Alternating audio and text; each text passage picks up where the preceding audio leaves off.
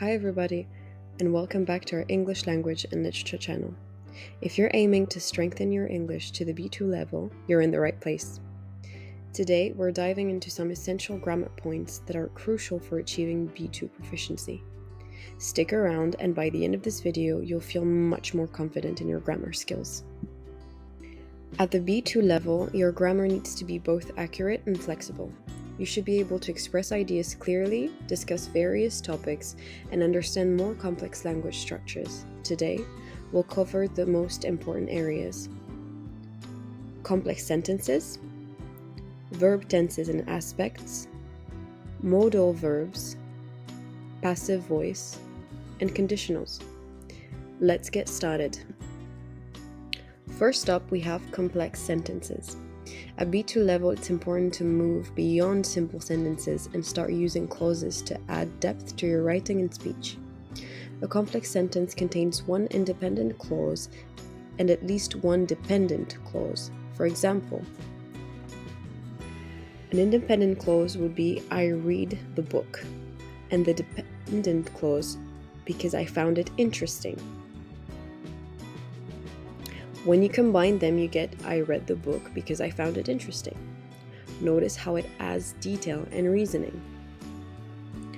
Now practice using subordinating conjunctions like although, because, since, and while to connect your ideas. It'll enrich your sentences. Next, let's talk about verb tenses and aspects. By now, you should be comfortable with the basics like past, present, and future, but at B2 you'll need to master the perfect and continuous aspects as well. For instance, present perfect would be I have lived here for 5 years. Present perfect continuous would be I have been living here for 5 years. The key is to know when to use each tense and aspect to accurately convey time and duration.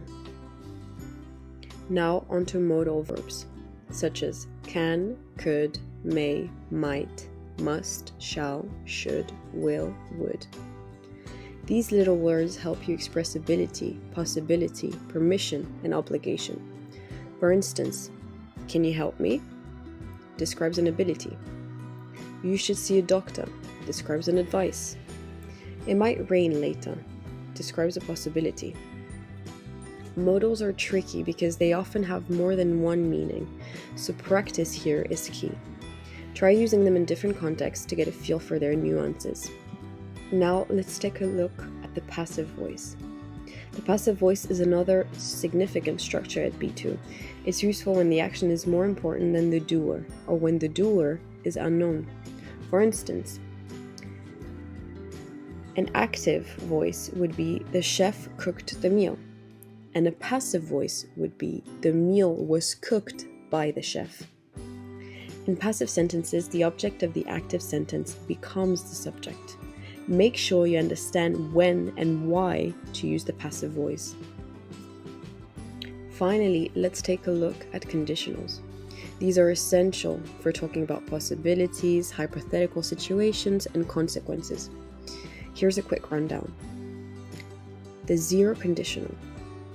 If you heat water, it boils. The first conditional. If it rains, I will stay home. Second conditional. If I were rich, I would travel the world. And third conditional. If I had known, I would have called you. Each conditional has a specific use, so knowing when to apply them is crucial. Practice by creating your own examples for each type. And there you have it. These are the essential grammar points that will help you excel at the B2 level. Remember, the key to mastering grammar is practice. So keep writing, speaking, and reviewing these structures. If you found this video helpful, don't forget to like, subscribe, and hit the notification bell so you never miss an update. Keep learning, and I'll see you in the next video.